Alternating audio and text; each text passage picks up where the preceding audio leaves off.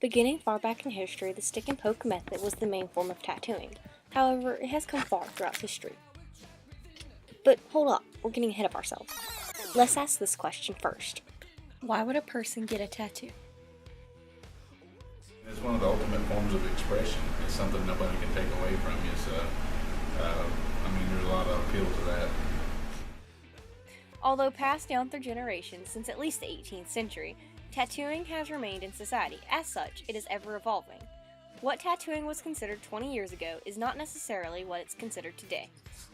So how exactly have tattoos and the people getting them evolved over the decades?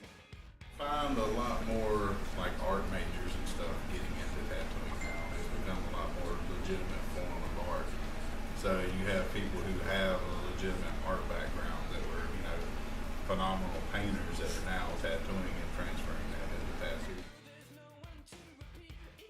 Well, it used to always be the, stigma of bikers and loose women and sailors and, kind of the underbelly of society. But now it's almost a rite of passage. You would be hard pressed to find, many 18-year-olds that weren't tattooed.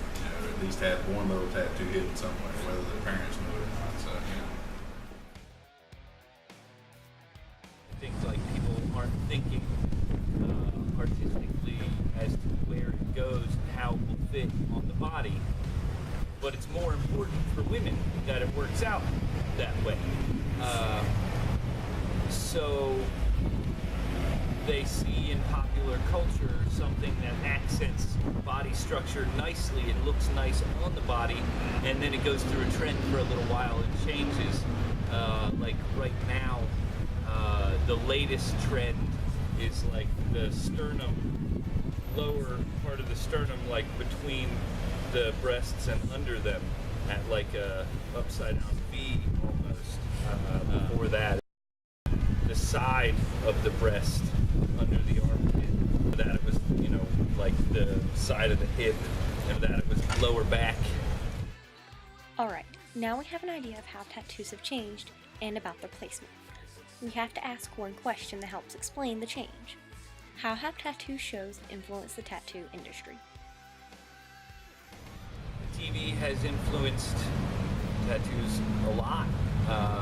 It's been, I suppose, good on some levels. It gives exposure, makes it less of a taboo. We see more clients because of the mainstream exposure, and that's cool.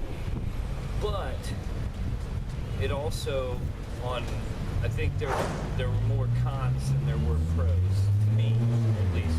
I finished my apprenticeship right before Miami Ink got its first season, and so I think I've seen the change all the way through. We get more clients, but I think a good percentage of those people, they want to have a tattoo, but they don't, or they want to be tattooed, but they don't want to have a tattoo. They just want to be able to say that they're a tattooed person, and they come in and what they get isn't as relevant as it used to be. People used to make the decision, ahead of time and really know what they wanted and what was meaningful to them. Of course, I've always been the guys that just come straight from the bar and just want a tattoo, but I think more so people, after the tattoo TV thing, it became like, well, I want a white tattoo because I want to have a tattoo, but I don't really want to have a tattoo. And I want a tattoo that has 10 pounds of shit in it and put it in a little teeny tiny spot like this big because I don't want people to see it. And so that's a con. And then, people know a lot about tattooing from these TV shows, or at least they think they do. They don't really actually know a lot. They just know what they've seen on TV and parrot words that they've heard, but they don't really know words mean. But I think that's been the biggest edge to the sword to me, is people's knowledge.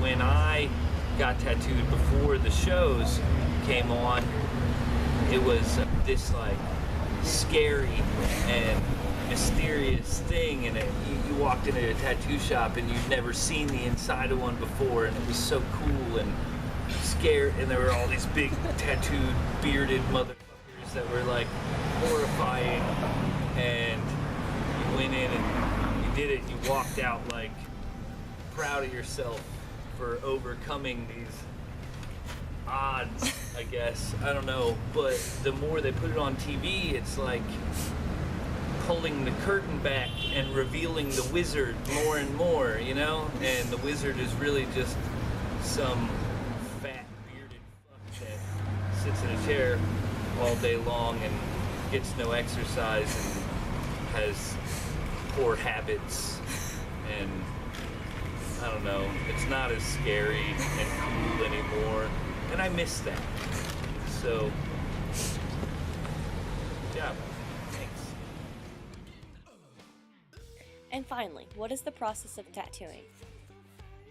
The general process is you go from design concept to having your actual finished drawing, or if somebody picks something off the wall, you go and you make your stencil. You do everything from there. Then you do your full setup, and you make sure that the skin's clean and sterile. And from there, you lay your stencil and set your machines up, and make sure your client's comfortable, and tell them to hold on and shut up.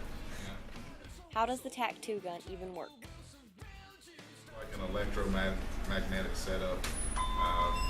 The way I try to explain to people when I'm teaching them about machines is it's kind of like a point setup on a car. You've got a magnetic pull that pulls the points to open and close them.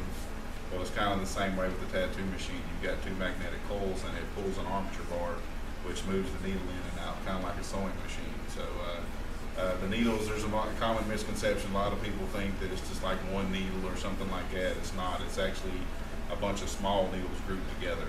So the ink kind of gets stuck in between the needles, and it pushes it under the skin as it moves. But pretty much, if you look at a tattoo under a microscope, the way it's going to look is thousands of tiny little dots. And by saturating those dots, that's what gives you the overall look of a finished tattoo. Over the past couple of decades, the stereotyping associated with tattoos has declined. Young society has begun to outgrow the old-fashioned and negative opinion of tattoo placement. This has resulted in a popular mainstream trend of visible tattoos. And who knows what the future may bring.